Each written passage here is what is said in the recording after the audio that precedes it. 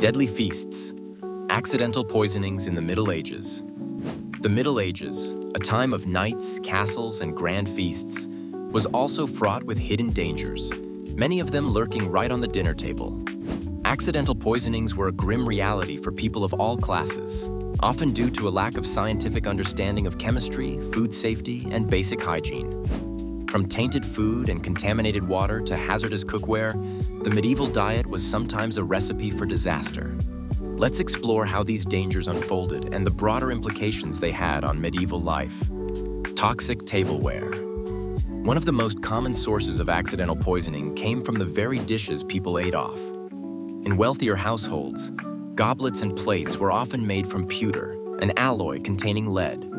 Over time, the lead could leach into acidic foods and drinks, such as wine or vinegar-based sauces, leading to chronic lead poisoning. Symptoms included abdominal pain, fatigue, and in severe cases, neurological damage. Even the famed arsenic-laden green glaze used to decorate pottery posed a risk. While visually stunning, these glazes could dissolve into food when exposed to heat or acidity, unknowingly delivering a lethal dose to diners. Foodborne hazards. The medieval food supply chain was anything but safe. Without refrigeration, food spoilage was a constant concern. Meat and fish were often preserved with salt, but improper curing could lead to the growth of Clostridium botulinum, causing botulism, a deadly form of food poisoning that paralyzed and often killed its victims. Grain, a staple in medieval diets, carried its own risks.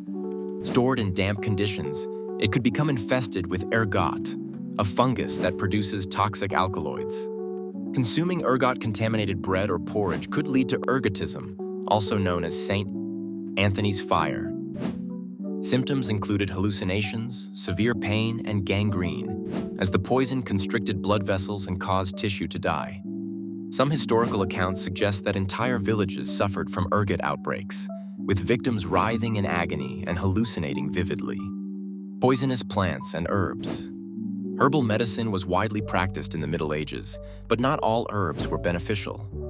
Hemlock, belladonna, and wolfsbane were sometimes misidentified or used in incorrect doses, leading to accidental poisonings.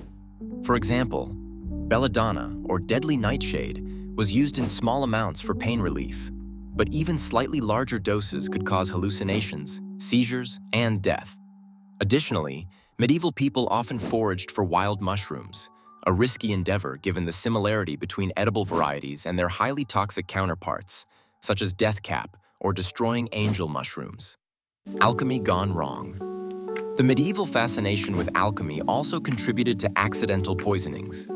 Alchemists and healers experimented with various substances in the quest for cures or, in some cases, the elusive philosopher's stone. Many of these experiments involve the use of mercury, arsenic, or antimony, all of which are highly toxic. Prolonged exposure to these substances led to symptoms like tremors, confusion, and eventually death. One infamous example is aqua tofana, a poison disguised as a cosmetic or holy water, believed to have been concocted by alchemists. While it was often used intentionally for murder, mishandling or improper use could result in accidental deaths. Poisoned wells and contaminated water sources were often contaminated with human and animal waste, leading to outbreaks of deadly diseases such as cholera and typhoid fever. In some cases, wells were intentionally poisoned during sieges, but accidental contamination was more common. Rivers and streams, which served as both drinking water sources and dumping grounds, became breeding grounds for bacteria and parasites, posing a constant threat to public health. Superstitions and misdiagnoses. The lack of scientific knowledge in the Middle Ages often led people to attribute poisonings to witchcraft or curses.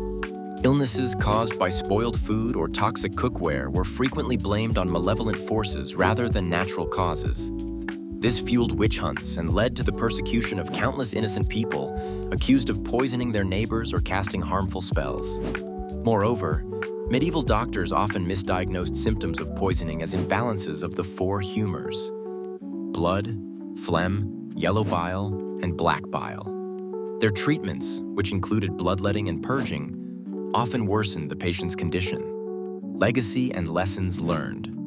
Despite the dangers, Accidental poisonings in the Middle Ages prompted gradual advancements in food safety and public health. Over time, people began to recognize the risks of certain materials and practices.